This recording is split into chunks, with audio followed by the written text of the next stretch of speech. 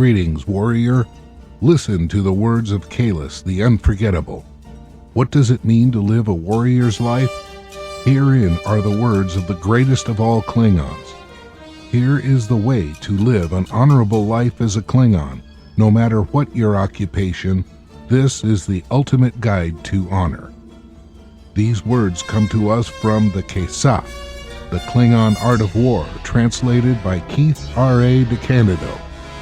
All gather round and hear the words of Kalis. Kapla! Kailash, the unforgettable, taught us the lessons of honor. Kailash lived the path, inspired others to follow that path, demanded each of us to live a life increasing of our own personal honor. He left us a powerful legacy, principles to build our lives on, ideas, values on which to enrich our honor, a path to grant us access to Sto-vo-kor. Are you embracing them? Warriors must announce themselves. The Klingon who kills without showing their face has no honor. A warrior does not lurk in the shadows to accomplish what needs doing. He does not hide. They rush forward to confront danger, fear, and pain. Do you confront those who wish you or others ill directly? The humans say you should face your accuser, but Kailash said, always face your enemy.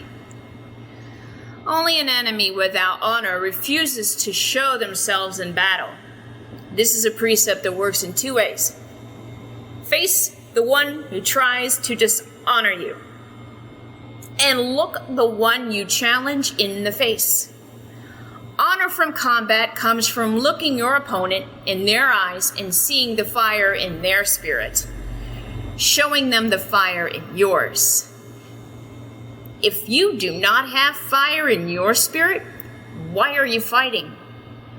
How will this battle enrich your soul? And if they don't have any fire in theirs, did you choose your enemy wisely? Show your face, look deep into your opponent's eyes, judge the depth of their passion. Or are you an animal? Are you an animal that strikes its prey without warning? Or a serpent that hides in the tall grass, waiting to rise and strike? Show your face, show your spirit. Show your honor. Only a fool strikes another from behind and unannounced. The warlord Krox tried this. Kvar, the brother of Kailash's Lady Lucara, was his victim. He had thought this honorable warrior was planning to lead his subjects in a revolt he hadn't been planning on. The warlord called Kvar to a secret meeting and slew him from behind as the youth approached. Then he tried to cast doubts on Kvar's honor by accusing him of planning a secret overthrow and seizure of Kronk's army. But the Lady Lucara brought the truth forward.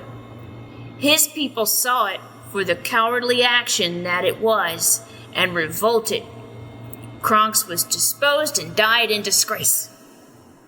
Only a fool strikes another from behind.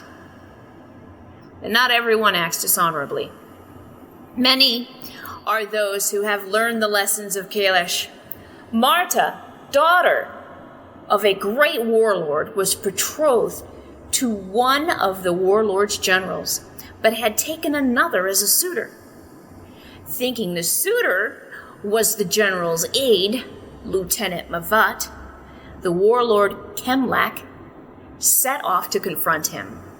Seeing only confusion in Mavat's eyes, he imprisoned the lieutenant instead of killing him. When the identity of the real suitor was disclosed, Mavat was set free. Marta married the general, and the two of them reigned over Kemlak's kingdom after he died. Honor was served all around. Confront your enemies and act honorably on the truth. Don't let yourself be cast with the likes of Duras. and Chang. Face your opponents. Face those who you would make your enemy. To this day, it has not been decided if Durash had poisoned Chemtech, because before the issue could be decided by the Arbiter of Succession, he killed the mother of Worf's son, and Worf faced him for his crime and slew him. Don't strike at your enemies from behind some safe place of hiding, like a cloaked bird of prey. General Chang did, and now all traces of his previous great works have been removed from Kronos. Don't let others take responsibility for your actions. Wear your honor proudly. It is your badge leading you to the others in Stovall Corps. Be proud of your actions. Let the fire of your honor burn away all those who stand before you. As a merchant, do not let your greed over the work of a competitor cause you to stab them in the back by lying to the community about its products, pricings, or even service. If you really feel he is doing something against the community, face him with your accusations. Bring them to light and let the community decide what must be done with him. Face your enemy. Do not show weakness. But don't let others take that honor, that badge away from you. Face your accusers, look them in the eye, and challenge their honor in accusing you. Baroque was named the Emperor KAGkon as the Emperor's first Tahar master. His actions on Tiger Core, which led to this honor, were not done by him alone. Cravat had done all the planning in their conquest on the planet, but instead of confronting Baroque about this injustice, Cravat slew him in his sleep. It took years of research to find out the true nature of their relationship, because Cravat did not confront Baroque with Baroque's actions. Now the name of Cravat is synonymous with the actions of a cowardly nature. If you feel you've been wronged, come face to face with the person who has wronged you. Correct the injustices. If as a merchant you are accused of selling shoddy merchandise, find out who has accused you and confront them. Show them your face and make them prove their accusations. Prove your honor to the community. But remember, you are nothing without your honor.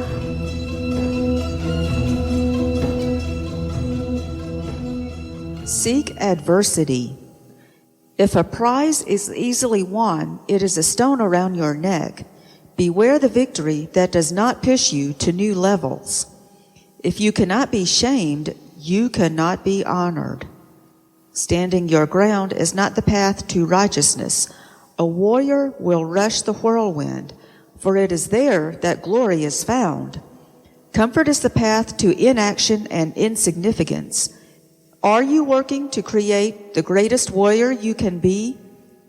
Like Kalis would want you to. Do you thrill to the hunt, practice warrior training, or stretch your knowledge beyond your normal comfort level? Let struggle be your goal and action be your law. The hunt tempers a warrior and makes him stronger. With these words, Kalis tells us the reasons to engage in the hunt. It is not simply to improve your techniques with the tools of the hunt or provide food for your family. It is to sharpen your senses. It brings you more in tune to the beasts you hunt. Improving your sense of smell, learning the sense of your surroundings and what they mean, encouraging you to know your surroundings. Are you upwind or downwind, where you belong of your prey? What is around you that could give yourself away to your prey? What do you hear? Can you sense the stirrings of your prey?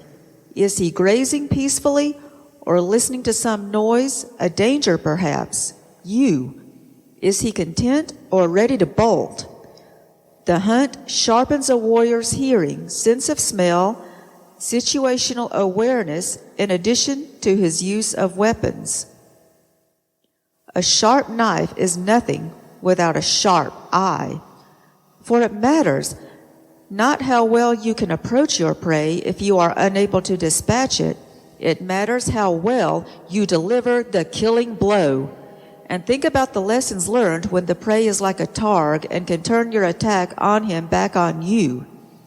It just makes its meat taste sweeter. Temper your skills while making yourself stronger. But your heritage offers other ways to hone your warrior skills. If a game is not readily available, the Makbara teaches basics of Klingon combat, and it does so in a stepped environment. The better you get, the more there is to learn. As a beginner, you will learn simple parries and strikes. If practiced often enough, become instinctive to respond to an enemy that confronts you. As you progress to master, you will go from weaponless combat styles to incorporating bladed weapons into your forms. These forms will teach you how to use a doktog, a tikleth, a mekleth, and a batleth properly. The forms of Makbara will give you the tools to live an honorable life. Yet there are many ways to seek adversity. Never shy away from an opponent, whether they be another Klingon or an inanimate object. There is nothing shameful in falling before a superior enemy.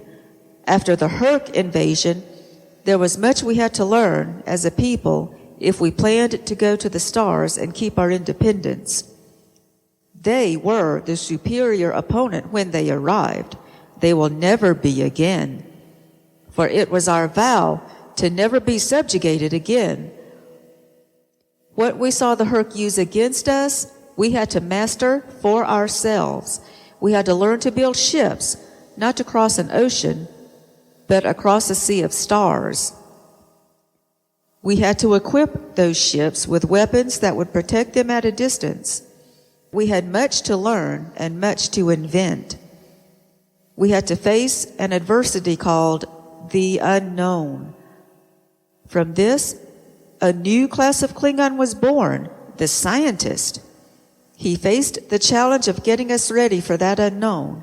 He had to get us ready to face the adversities from the stars, where we now explore and conquer, build peace, and find new challenges.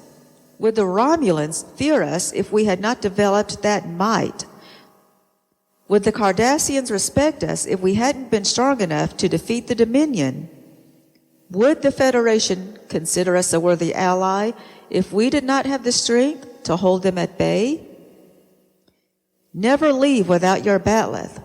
Be prepared for the adversary that comes your way. As an individual, you must seek out adversity to help you grow.